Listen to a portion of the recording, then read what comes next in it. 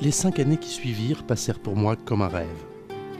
Adopté très vite par les servantes de maître Fragonard, qui connaissait alors une grande fortune et était très absorbé par son travail, je connus de pleines années de bonheur.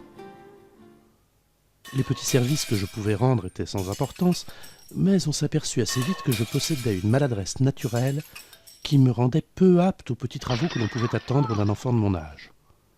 On ne m'en faisait pas ouvertement grief, mais au balancement de tête de mon maître, je sentais que parfois je n'étais pas pourvu de tous les dons qu'on était en droit d'attendre d'un orphelin qu'il avait recueilli par charité.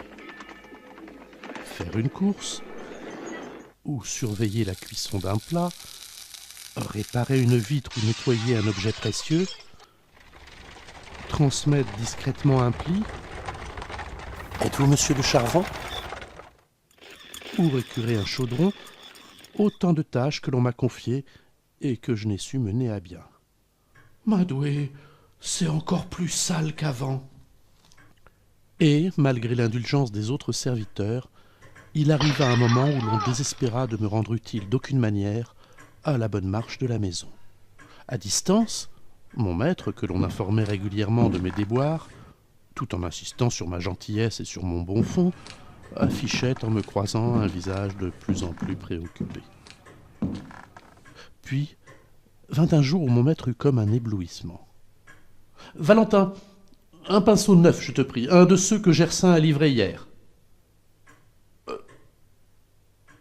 Valentin, mon ami, j'ai compris. Tu es tout simplement myope comme une taupe. Je m'en veux de ne pas y avoir pensé plus tôt. Et voilà ce qui explique comment tu as pu si vaillamment tenir tête à un loup jadis. Tu l'as pris pour ton chien, voilà tout. Il va falloir remédier à cela. J'ai besoin d'un serviteur qui y voit clair.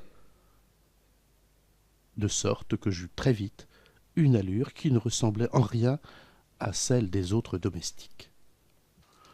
Posséder un serviteur qui eut l'air d'un clerc amusait beaucoup mon maître, et il résolut de faire de moi un savant.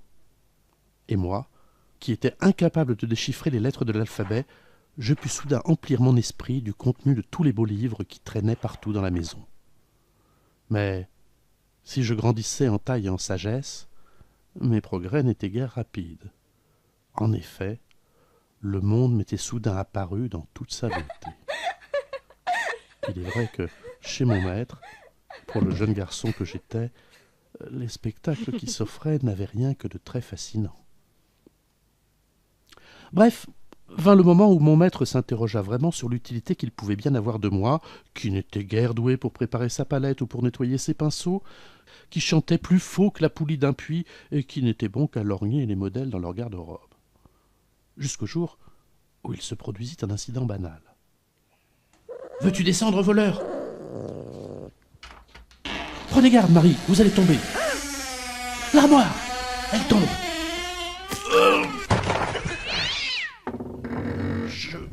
Je vais la remettre en place.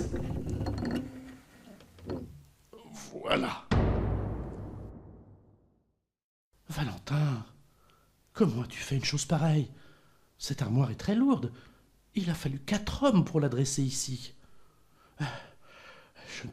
Je ne pouvais faire autrement que de l'empêcher de vous écraser, gentille Marie. Oh, vous avez eu de la chance. Mais vous n'êtes guère prudent. Vous auriez pu vous briser les reins. Marie me vouvoyait. Je n'étais plus un enfant. L'exploit fut raconté à mon maître. Il ne le crut qu'à demi. « Valentin, mon garçon, es-tu si fort que cela ?»« Moi, fort, monseigneur? Oh, ne vous gossez pas. Vous savez bien combien, malgré mes efforts, aucun de ces mots latins ne parvient à entrer... » Non, je parlais de la force de tes bras. Qui t'a donné une semblable puissance? Je l'ignore. Cela ne me coûte rien, voilà tout. Eh bien, tu feras le portefeuille. On a toujours besoin de quelqu'un pour porter des charges lourdes dans une maison. Je savais bien que nous te trouverions une utilité. Mon maître ne se trompait pas. Malgré mon apparence très ordinaire de jeune homme, j'étais fort. Vraiment très fort. Mais, à part pour ramener l'eau de la fontaine pour complaire aux servantes et porter les bagages encombrants, je n'entrevoyais pas encore l'utilité de ce don du ciel. Cela vint plus tard.